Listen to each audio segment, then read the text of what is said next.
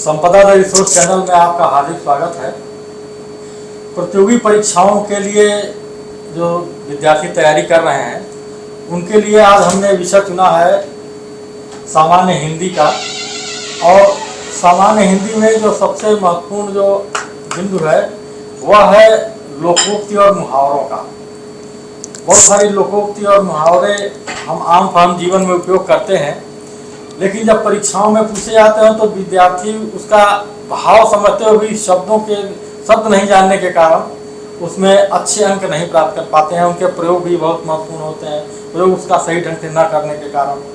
तो हमारे सामने इस विषय पर चर्चा के लिए, लोकोक्ति और मुहावरों के विषय पर चर्चा के लिए हमारे साथ हैं इस समय उत्तर प्रदेश सेवा के अधिकारी डॉक्टर विनय सिंह जी, जो पीसीएस परीक्षा आपने उत्तीर्ण की हुई है। तो मैं चाहता हूं कि विनय जी आप बताएं कि लोकोक्ति और मुहावरों में क्या अंतर है।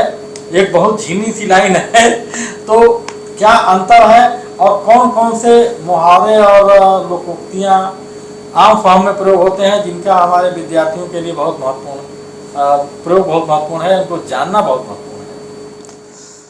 बहुत बहुत आभार सर बुलाने के लिए।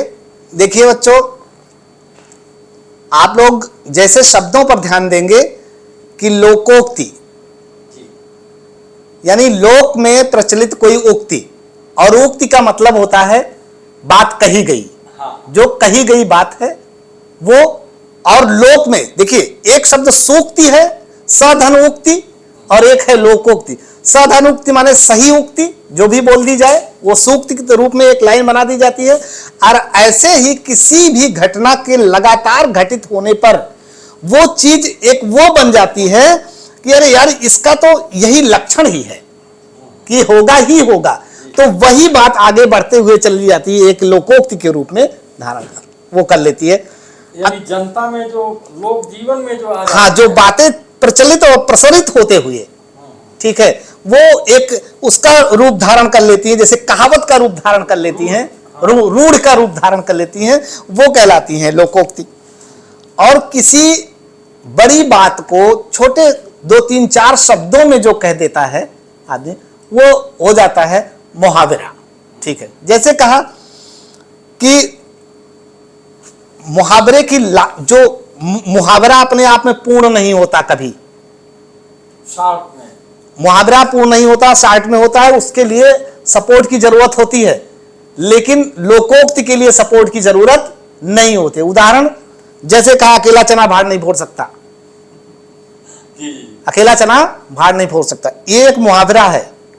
लेकिन बाप न मारी मेढकी बेटा तीरंदाज, बाप मरे अनियारे बेटवा पावर हाउस, ये जो हमारे बीच में जैसे लोग जीवन में जो बात चल रही है, जैसे किसी ने कहा कि मैं आईएएस बनूंगा, और इत्तेफाकन उसके पिताजी वहां से लौट आए हैं, कुछ ना कर पाए, गए थे वो भी यही करके।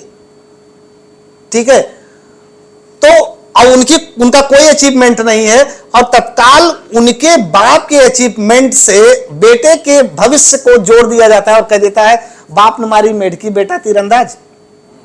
कि बात तो तुम्हारे उसी रास्ते में गए, तुम कुछ ना कर पाए, मतलब मास्टर भी नहीं हो करके आ पाए, कोई भी चीज ना हुआ, कोई नौकरी भी ग्रुप 3 ग्रुप 4 की नहीं पाए, और तुम सीधे आईएएस की सोच रहे हो। तो जब आप कहने वाले का आशय पकड़ लिया आपने, उसका सही अर्थ रख दिया कि भाई अब इसको आप कैसे कहेंगे कि औकात से ज्यादा सोचना, नहीं, हम इसको नहीं कहेंगे औकात से ज्यादा सोचना।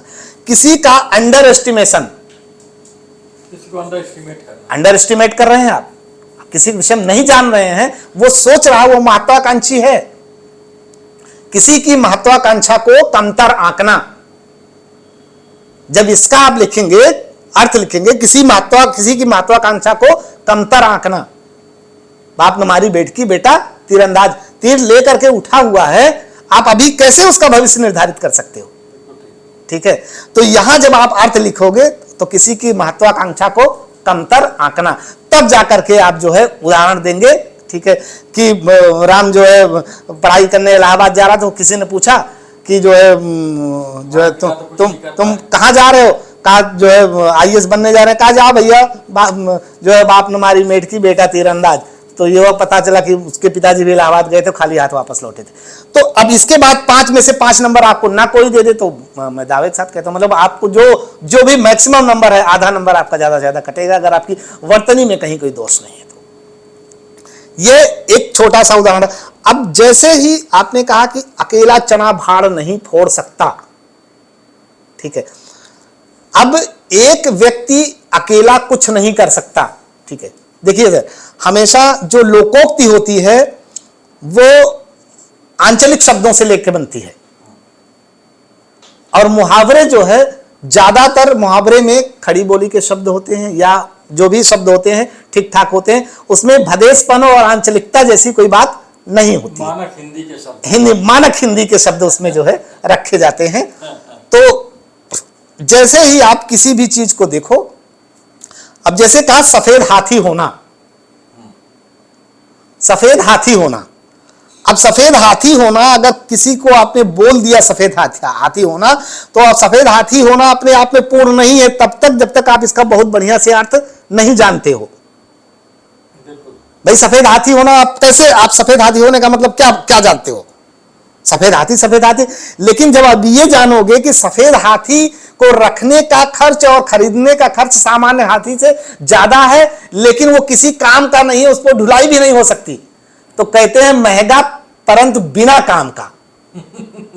महंगा परंतु बिना काम का, उसके लिए आप शब्द इस्तेमाल करते हैं सफेद हाथी होना। अब यही दूसरी चीज पे पलट के आइए, किसी ने कहा कि 80 गांव को चौधरी, 40 गांव को चौधरी, 80 गांव को राव, हमारे काम ना आओ तो ऐसी तैसी में जाओ। अब इसको समझाने के लिए क्या किसी पूरक वाक्य की जरूरत है?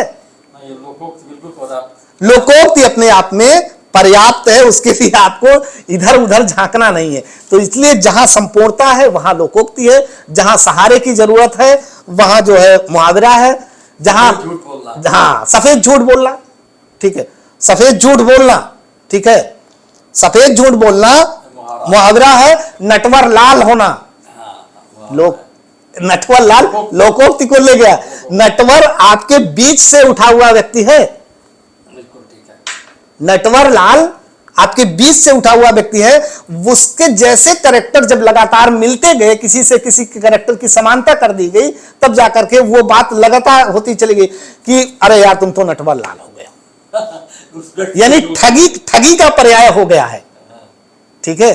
तो जब कोई व्यक्ति या कोई वस्तु या कोई चीज किसी के पर्याय के तौर पे काम करती है और उसको लेकर के जो एक सूक्ति कह दी जाती है, तो वो सूक्ति अल्टीमेटली वही आपका वो बन जाती है, लोकोक्ति बन जाती है। तो लोकोक्ति और मुहावरा एक बड़ा वो है, थोड़ा सा आप जब भी पढ़ें ध्यान से पढ़ें। 50% शब्द, जैसे हमने आपसे पूछ लिया तोता चश्मी करना, अब तोता चश्मी करना, अब आप ये एक प्रकार की लोकोक्ति है या मुहावरा है। अब आप जब इसको देखोगे कि तोता चश्मी का मतलब क्या होता है, जैसे तोते को आप वो खिलाइए, मिर्ची खिलाइए, आप तोते को मिर्ची खिलाइए, मिर्ची खिलाइए, मिर्ची खिलाइए, खिला रहे हैं, आपके साथ खा रहा है, बात कर रहा है। जैसे ही मिर्ची खत्म हुई तैसे मुंह फेर लिया, जैसे ही मिर्ची खत्म हुई तैसे मुंह फेर लिया, यानी काम निकल जाने पर संबंध खत्म कर लेना, यानी स्वार्थ पड़ता, ठीक है। तो ये तोता चश्मी करना एक प्रकार का जो है मुहावरा है। हालांकि अगर थोड़ा सा और इसको बढ़ा दिया तो लोकोक्ति का रूप ये ले सकता है, क्योंकि एक तोते के कैरेक्टर को पकड़ करके ये बात जो है लाके रखी गई है, लेकिन इसको अभी भी मुहावरे के ही कैटेगरी में रखा जाता है।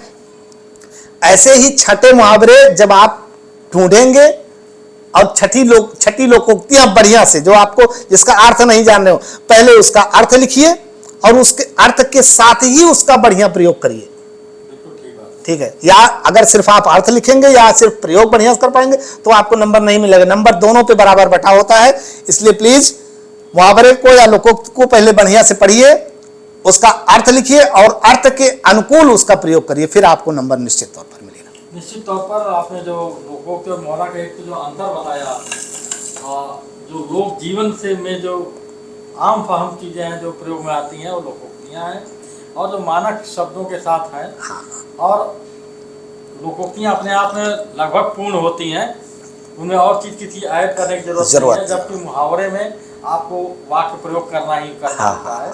तो आपने जो विनय जी आपने जो जानकारी दी, निश्चित रूप से हमारे विद्यार्थियों का बहुत फंडा क्लियर हुआ होगा लोगों के मुहावरों को लेकर के। और अगर ये इनका और भी बहुत सारे मुहावरे हैं, लोकोक्तियाँ बहुत सारी हैं, अगर वो गंभीरता से इनका जो है प्रयोग करेंगे, इन्हें पहले पढ़ें ध्यान से पढ़ने के बाद उनके अर्थ समझें और उसके बाद अच्छे वाक्यों में इनका प्रयोग करें। ऐसे वाक्यों में ऐसा ना कि वो ऊपर खाबड़ वाक्य लगे कि हाँ इसके साथ पूरी तौर पर जो वाक्य जो है वो फिट बैठ रहा है। तो इस तरह जो है जब वाक्य आपके अच्छे सेट हो जाएंगे तो निश्चित तौर पर आपको लोकोक्ति और मुहावरों से अच्छे अंक प्राप्त होंगे या सटीक अंक प्राप्त होंगे। विनय जी आपने बहुत अच्छी जानकारी दी और मैं समझता हूँ कि हमारे जो प्रतियोगी परीक्षाओं में भाग लेने वाले विद्यार्थी हैं विभिन्न परीक्षाओं के, उनको बहुत लाभ होगा। आपका बहुत बहुत धन्यवाद।